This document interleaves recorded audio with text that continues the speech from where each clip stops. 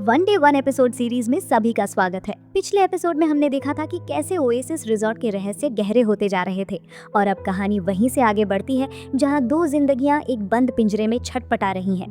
Episode की शुरुआत होती है एक खौफनाक सन्नाटे और डैनी की चीखों से।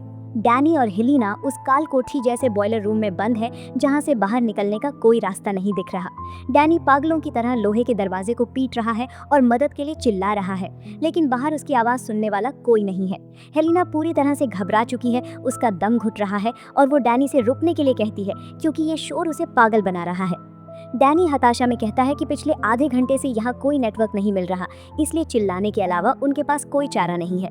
तभी हेलिना की नज़र ऊपर बने एक छोटी से एयर वेंट यानी हवा आने वाले रास्ते पर पड़ती है। उन्हें लगता है कि शायद ये संकरा रास्ता उन्हें इस नर्क से बाहर निकाल सकता है। हेलिना खुद ऊपर चढ़ने की कोशिश करती है। वो जैसे ही वेंट की तरफ बढ़ती है उसका कुर्सी टूट जाता है और वो सीधे नीचे गिर पड़ती है। इस दर्दनाक हादसे में उसकी कमर पर गहरी चोट लगती है और खून बहने लगता है। डैनी तुरंत उसके पास दौड़ता है और उसे संभालने की कोशिश करता है, लेकिन हेलिना दर्द से कराहते हुए फिर से ऊपर जाने को मना करती है। दूसरी तरफ रिजॉर्ट के आलीशान कमरों में एक अलग ही ड्रामा चल रहा है। पाब्लो अपनी गलती के लिए माका से माफी मांग रहा है, लेकिन माका का दिल पूरी तरह से टूट चुका है। वो पाब्लो को माफ करने के बदले एक ऐसी अजीब शर्त रखती है जिसे सुनकर पाब्लो के होश उड़ जाते हैं। माका कहती है कि अगर वो सच में अपना प्यार साबित करना चाहता है तो उसे सोफिया के साथ दोबारा सेक्स करना पड़ेगा। पाब्लो हैरान होकर कहता है कि ये बहुत अजीब है, लेकिन माका अपनी शर्त पर अड़ी रहती है। इसी बीच पूरे रिजॉर्ट की एयर कंडीशनिंग खराब हो चुकी है और भीषण गर्मी के कारण मेहमानों का गुस्सा 7वें आसमान पर है। रिजॉर्ट के मैनेजर लुइस लोगों को शांत करने के लिए मुफ्त ड्रिंक्स बांट रहे हैं, लेकिन पूरा स्टाफ अंदर ही अंदर इस समस्या से निपटने के लिए जूझ रहा है। सुपरवाइजर कार्मिन कर्मचारियों के कमरों से टेबल फैन छीनकर मेहमानों को देने का फैसला करती है, जिसका जियान और बाकी स्टाफ कड़ा विरोध करते हैं। जियान साफ कहता है कि वो लोग गुलामों की तरह काम करते हैं और उनके साथ ऐसा बर्ताव ठीक नहीं है। इस दम घुटने वाले माहौल में आगे क्या होगा ये देखना वाकई दिलचस्प होने वाला है। कहानी में आगे बढ़ते हुए हम देखते हैं कि ओएसिस रिजॉर्ट के भीतर केवल एसी की ही नहीं बल्कि इंसानी रिश्तों की गर्मी भी बढ़ रही है। बगीचे में फेलिपे और लियो एक दूसरे के आमने सामने खड़े हैं। लियो फेलिपे को एक ऐसी सच्चाई बताती है जिससे फेलिपे के पैरों तले जमीन खिसक जाती है। लियो कहती है कि वो मां बनने वाली है और ये बच्चा फेलिपे का ही है, लेकिन फेलिपे का रवैया बेहद ठंडा और संवेदनहीन होता है। वो लियो से कहता है कि वो रिजॉर्ट से बाहर निकलते ही किसी बड़े और नामी क्लिनिक में जाकर इस बच्चे से छुटकारा पाले और इसका सारा खर्च वो खुद उठाएगा। वो साफ लफ्जों में लियो को समझाता है कि उसका परिवार ही उसके लिए सब कुछ है और वो कोई नया झंझट नहीं चाहता। फेलिपे की ये बेरहमी लियो को अंदर तक झकझोर देती है। वहीं दूसरी तरफ लाउरा अपने कमरे की खिड़की के पास खड़ी है कि तभी गोल्फ का एक शॉट सीधे उसकी खिड़की से अंदर आ गिरता है। ये शॉट किसी और ने नहीं बल्कि उसके गोल्फ टीचर ओलिवर ने मारा था, जो लाउरा से संपर्क करने की कोशिश कर रहा है। लाउरा जैसे ही नीचे गिरे गोल्फ बॉल को उठाती है जिस पर लिखा था कि ओलिवर को उससे मिलने की इच्छा हो रही है, तभी उसकी नजर अपनी दादी एस्पेरांजा द्वारा छोड़ी गई एक गुप्त जांच रिपोर्ट पर पड़ती है। जब लाउरा उस रिपोर्ट के पन्नों को पलटती है तो उसके सामने ओलिवर का काला सच आ जाता है। उस फाइल में साफ साफ लिखा था कि ओलिवर कोई सीधा साधा गोल्फ टीचर नहीं बल्कि एक शातिर ठग है जो अमीर लड़कियों को अपने जाल में फंसाता है। इससे पहले भी उसे कई रिजॉर्ट से इसी वजह से नौकरी से निकाला जा चुका है। लाउरा को अपनी आंखों पर यकीन नहीं होता कि जिस शख्स को वो सच्चा समझ रही थी वो केवल उसके पैसों के पीछे था। इसके बाद सीन कट हो जाती है और हमें बॉयलर रूम दिखाता है जिसमें बंद डैनी और हेलिना की मुश्किलें अब दुगनी होने वाली हैं। डैनी हेलिना की चोटों की परवाह किए बिना उसको दोबारा उस एयर वेंट की तरफ उठाने की कोशिश करता है, लेकिन तभी अचानक दोनों को कमरे में किसी अजीब सी गंध का एहसास होता है। डैनी तुरंत समझ जाता है कि ये कोई मामूली बात नहीं है बल्कि कमरे में एक खतरनाक गैस का रिसाव हो रहा है। वेंटिलेशन बंद होने की वजह से गैस तेजी से पूरे कमरे में फैलने लगती है और दोनों का दम घुटने लगता है। अब उनके पास बचने के लिए समय बहुत ही कम बचा है क्योंकि गैस का जहर धीरे धीरे उनके फेफड़ों में समा रहा है। उधर पाब्लो अभी भी कश्मकश में है कि वो माका की शर्त पूरी करे या नहीं। वो चिंता करते हैं कि माका की इस अजीब प्लान के पीछे क्या पड़ी है। इधर बॉयलर रूम में माहौल बेहद डरावना और दम घुटने वाला हो चुका है। डैनी और हेलिना उस गैस के रिसाव के बीच फंसे हुए हैं। मौत को इतने नजदीक देखकर दोनों के बीच का तनाव एक पल के लिए थम जाता है और वे एक दूसरे के बेहद करीब आ जाते हैं। हेलिना डैनी से कहती है कि ये सब उसकी ही गलती है, लेकिन डैनी उसे ढांढस बंधाता है। उनके बीच एक भावुक पल आता है। दोनों लगभग एक दूसरे को चूमने ही वाले थे, लेकिन हेलिना खुद को रोक लेती है। तभी अचानक हेलिना को गैस की गंध तेज होने का एहसास होता है और वो डैनी को सचेत करती है।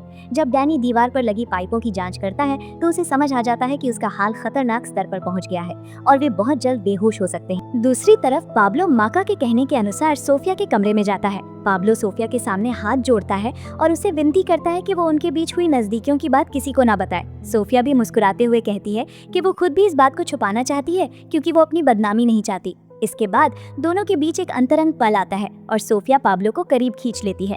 लेकिन पाब्लो के दिमाग में कुछ और ही चल रहा था। उसका इरादा सोफिया के साथ सोना ही नहीं था, बल्कि वो सोफिया के साथ इंटीमेसी करने का वीडियो रिकॉर्ड करने का है।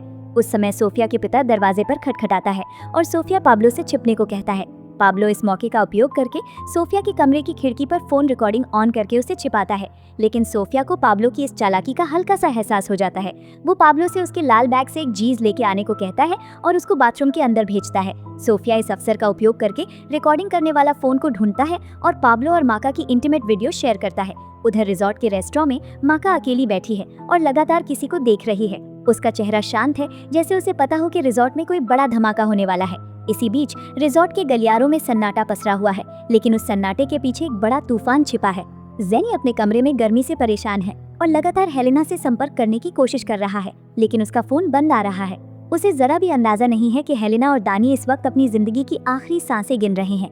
बॉयलर रूम में गैस का दबाव लगातार बढ़ रहा है और वहाँ की लाइटें भी टिमटिमाने लगती हैं। हेलेना का रो रो कर बुरा हाल है और वो दानी को सहारा देने की कोशिश करती है, लेकिन दानी की आंखें भारी हो रही हैं। उसका शरीर इस जहरीली गैस के असर से टूटने लगा है। क्या दोनों समय रहते इस दम घुटने वाले कमरे से बाहर निकलने का कोई रास्ता खोज पाएंगे? आगे देखने पर रिजॉर्ट के दूसरे कोने में साजिश और धोखे का जाल और गहरा होता जा रहा है। रेस्टोरेंट में लोग सुकून से डिनर कर रहे हैं, लेकिन तभी अचानक वहां मौजूद हर व्यक्ति के फोन पर एक नोटिफिकेशन बजता है। ये कोई साधारण मैसेज नहीं, बल्कि पाब्लो और माका का एक आपत्तिजनक वीडियो है जो पूरे रिजॉर्ट में लीक हो चुका है। वहां मौजूद सभी लोग हैरानी और हताशा में पाब्लो की तरफ देखने लगते हैं।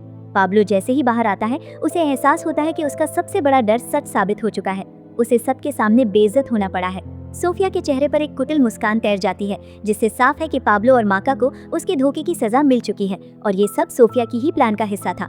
इसी बीच जैन भीषण गर्मी से बचने के लिए पार्किंग में खड़ी अपनी कार में सोने का फैसला करता है, लेकिन जैसे ही वो अपनी जेब टटोलता है, उसे पता चलता है कि उसकी कार की चाबियां गायब हैं। वो घबराकर अपनी कार के पास पहुंचता है और जो देखता है उससे उसकी रूह कांप जाती है।